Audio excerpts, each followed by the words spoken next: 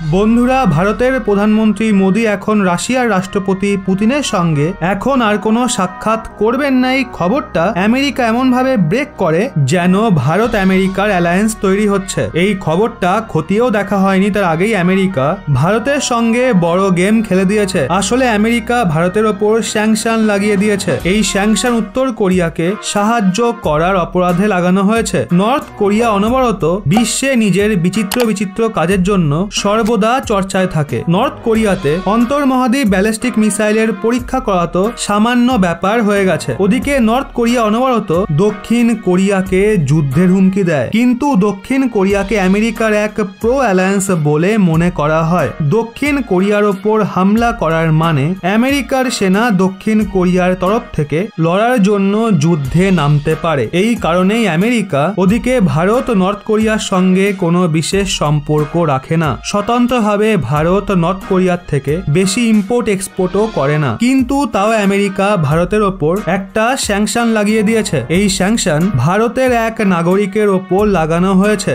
যেমনটা আপনারা জানেন, নর্থ কোরিয়াতে এন্টারটেনমেন্টের জন্য ভীষণই সীমিত মাত্রা রয়েছে। ওখানকার মানুষদের এই ছাড় দেওয়া নেই যে তারা অন্যান্য দেশের ড্রামা বা সিনেমা দেখবে। নর্থ কোরিয়ার সরকারের চেষ্টা থাকে ওখানকার মানুষরা কোনো অন্য দেশের মুভি বা সিরিয়ালকে দেখে ফ্রিডমের দাবি না তুলতে পারে। আসলে কোরিয়ান সরকার চায় নর্থ কোরিয়ার মানুষরা যাতে জানতে না পারে বাইরের দুনিয়ায় আসলে কি চলছে। নর্থ কোরিয়াতে হলিউড বলিউড সবগুলোকে ব্যান করা হয়েছে। যদি কোনো নর্থ কোরিয়ার নাগরিক অন্য দেশের মুভি দেখে তাহলে তাদের মৃত্যুদণ্ড পর্যন্ত দেওয়া হতে পারে। কিন্তু এরই মাঝে এনিমে ট্রেন্ড খুবই দ্রুত নর্থ কোরিয়াতে বাড়ছিল, যেটা দেখে নর্থ কোরিয়ার সরকার নির্ণয় করে তারা এখন নিজেরা এনিমে কার্টুন নির্মাণ করবে, যাতে নর্থ কোরিয়ার মানুষদের নিজেদের এজেন্ডা এনিমে কার্টুন মুভিতে দেখাতে পারে। আর এই এনিমে মুভিতে ডেমোক্রেসি সম্বন্ধিত, ফ্রিডম সম্বন্ধিত আর হিউম্যান রাইট সংযুক্ত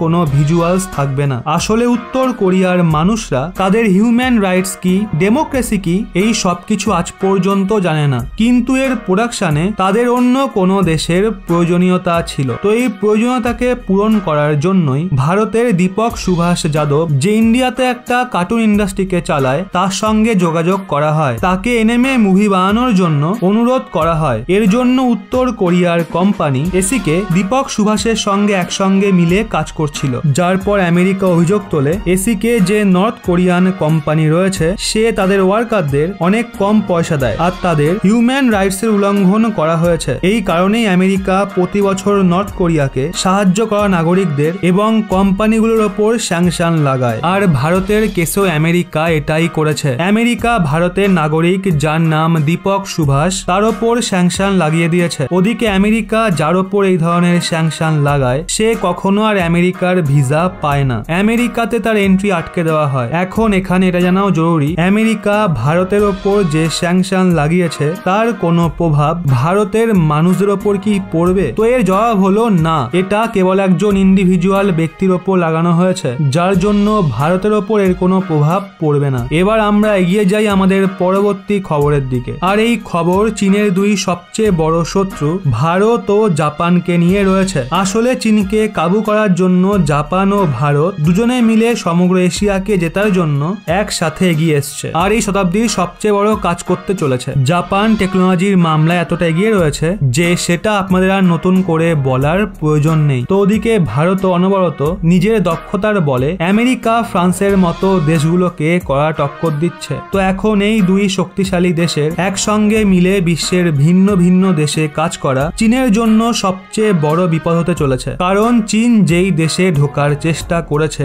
এখন ওই দেশেতে এই দুই দেশ এন্ট্রি নিতে চলেছে। ভারত ও জাপানের সম্পর্ক কেমন সেটা আপনারা এর থেকেই আন্দাজ করতে পারেন। যখন চীন গত বছরে জাপানে অনুপ্রবেশ করার চেষ্টা করছিল তখন ওই সময় জাপান ভারতকে পরমাণু বোম দেওয়ার আপিল করেছিল। আসলে এখন নতুন খবর অনুসারে জাপান ও ভারত দুজনে মিলে বিশ্বের অনেক দেশের ইনফ্রাস্ট্রাকচার নির্মাণ করবে, যার সূত্রপাত বাংলাদেশ থেকে শুরু হয়ে গেছে। বাংলাদেশে জাপান ভারতের সহায়তা করছে। এছাড়া নেপাল, ভুটান আরো অনেক দেশে এই দুই দেশ মিলে ইনফ্রাস্ট্রাকচার প্রজেক্টের নির্মাণ করতে চলেছে, যা সোজাসুজি চীনকে কড়া টক্কর দেবে। ওদিকে ভারতের এই প্রজেক্ট যা ভিন্ন ভিন্ন দেশে চলছে, জাপানের জিকা অর্থাৎ জাপান ইন্টারন্যাশনাল কোঅপারেশন এজেন্সি ভারতকে সাহায্য করতে চলেছে। যেভাবে চীন বিল্ড অ্যান্ড রোড ইনিশিয়েটিভের মাধ্যমে অন্য দেশে নিজের পা বাড়াচ্ছে আর ভারতকে চারপাশ দিয়ে ঘেরার চেষ্টা করছে, ওইভাবেই এখন